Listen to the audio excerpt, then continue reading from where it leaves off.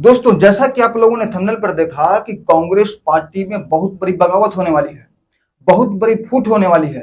तो अब आप लोगों के मन में सवाल उठ रहा होगा कि ठीक है, फूट होने वाली है, तो कौन सा नेता ने ऐसा बयान दे दिया या कौन सा नेता के अंदर ऐसा तेवर दिख गया।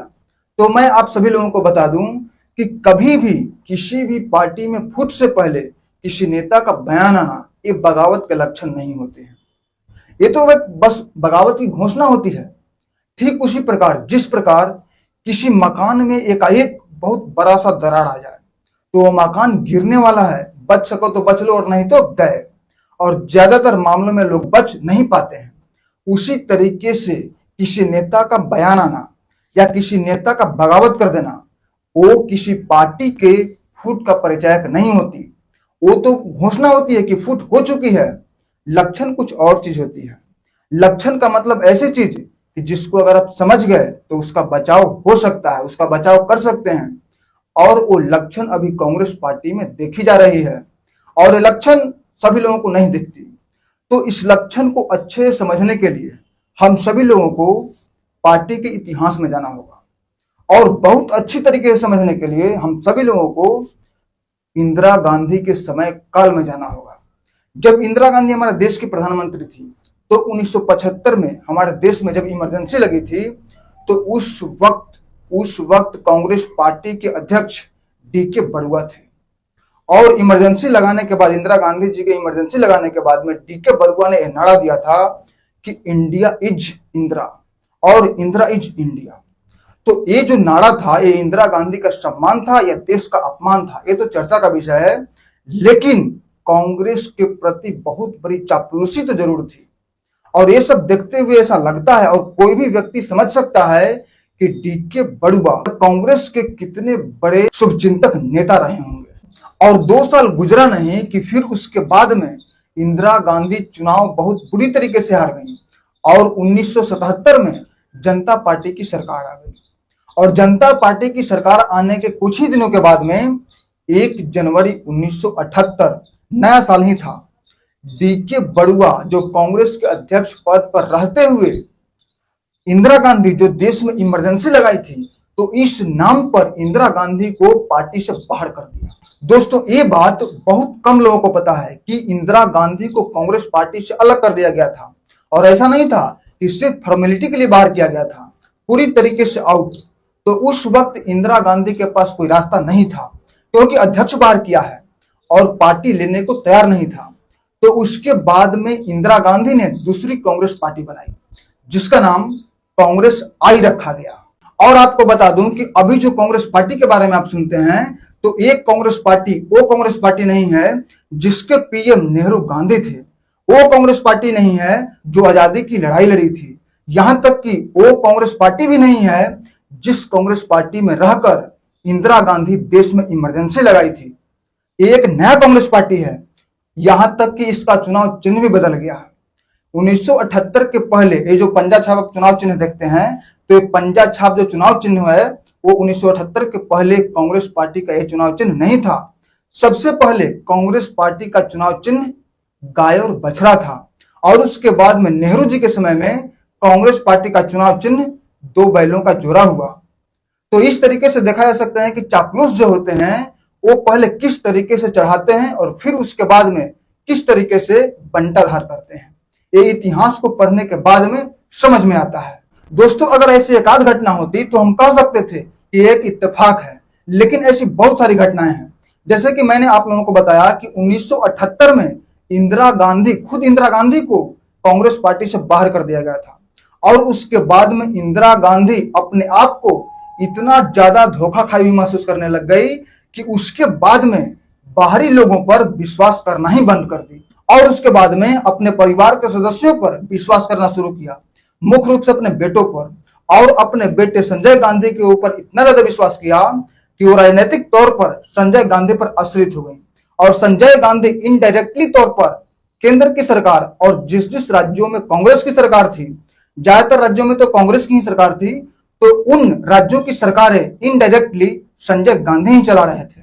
लेकिन 1980 में विमान दुर्घटना में संजय गांधी की मृत्यु हो गई और आप लोगों को बता दूं कि 1980 में संजय गांधी की जो विमान दुर्घटना में मृत्यु हुई तो एक राजनीतिक का बहुत बड़ा मोड़ था, क्योंकि अगर संजय गांधी की मृत्यु नहीं हुई होती तो आज का राजनीतिक परिदृश्य कुछ और ही होता।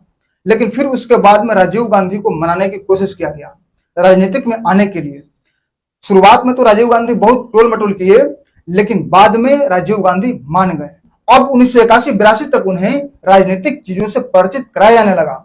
और इसी बीच में इंदिरा गांधी के मंत्रिमंडल के जो नेता थे, बीपी सिंह, जो बाद में प्रधानमंत्री बने, विश्वनाथ प्रताप सिंह, उन्होंने यह बात बोला कि हमें हमारा सारथी मिल गया, हमें हमारा कृष्ण मिल गया।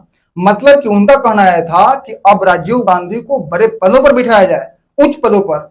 मतलब कि अब ऐसा लगने लगा था कि राजीव गांधी के पक्के भक्त रहेंगे, राजीव गांधी को हमेशा सपोर्ट करेंगे। लेकिन मैं आपको बता रहा हूं कि इंदिरा गांधी की हत्या जब 1984 में हो गई थी तो उसके बाद में फिर चुनाव हुआ।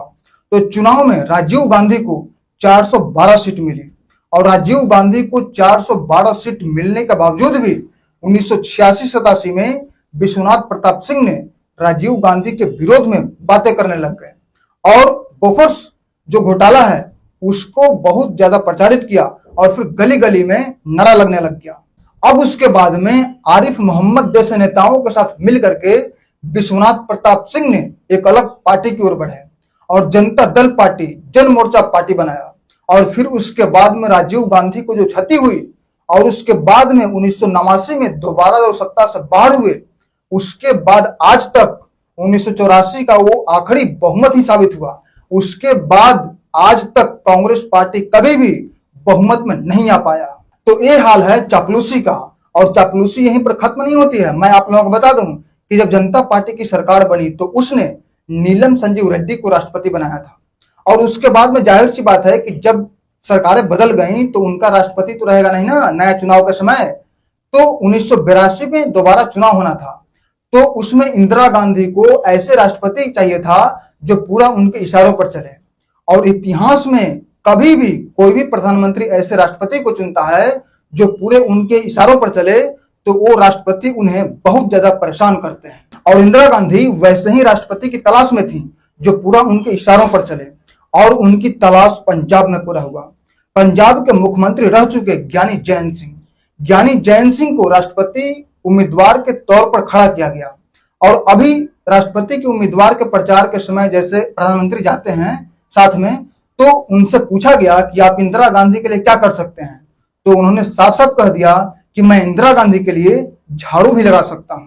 अब सोचिए, कोई राष्ट्रपति पद का उम्मीदवार और राष्ट्रपति बनना तय है, क्योंकि राष्ट्रपति का चुनाव में पहले से तय रहता है। तो जब वो इतनी बड़ी बात बोल गए और उसके बाद में 1982 के चुनाव के बाद में वो राष्ट्रपति बन गए, और उसके बाद में 1987 में जब राजीव गांधी की सरकार थी तो राजीव गांधी ने इंडियन पोस्टल बिल लेकर गए, लेकिन उस बिल को पॉकेट विक्टो की तरह रख लिए। और कई बार राजीव गांधी को धमकी भी देने लग गए कि हम तुम्हारी सरकार को बर्खास्त कर देंगे। 412 सीट होने के बावजूद भी राजीव गांधी और उनके मंत्री इस दहशत में रहते थे कि क्या पता कब सरकार को बर्खास्त कर दें। तो ये होता है चापलूसी का सिद्धांत। अब अभी के समय में यही चापलूसी हो रही है। मैं आपको बता रहा हूं कि कर्नाटक के जो उप मुख्यमंत्री हैं डीके शिव कुमार, उन्होंने विधानसभा में आरएसएस का जो गाना है राष्ट्र के प्रति समर्पित वो गा दिए। अब विवाद शुरू हो गया। अब उनको यह बात पता है कि कांग्रेस में सबसे अच्छा पद, मुख्यमंत्री से अच्छा पद कोई दे ही नहीं सकता है। अब वो मुख्यमंत्री पद की इच्छा लिए बैठे हैं, और अगर उन्हें कांग्रेस पार्टी मुख्यमंत्री पद नहीं देती है तो निश्चित तौर पर डीके शिव कुमार कांग्रेस के साथ घात करेंगे। और मैं आप लोग बता रहा हूं कि डीके शिव कुमार की चापलूसी, अभी कुछ दिन पहले डीके शिव कुमार ये बात बोले हैं कि मेरे लिए गांधी जो परिवार है वो भगवान है और मैं उनका भक्त। तो फिर से दोबारा वही घटना दोहराई जा रही है।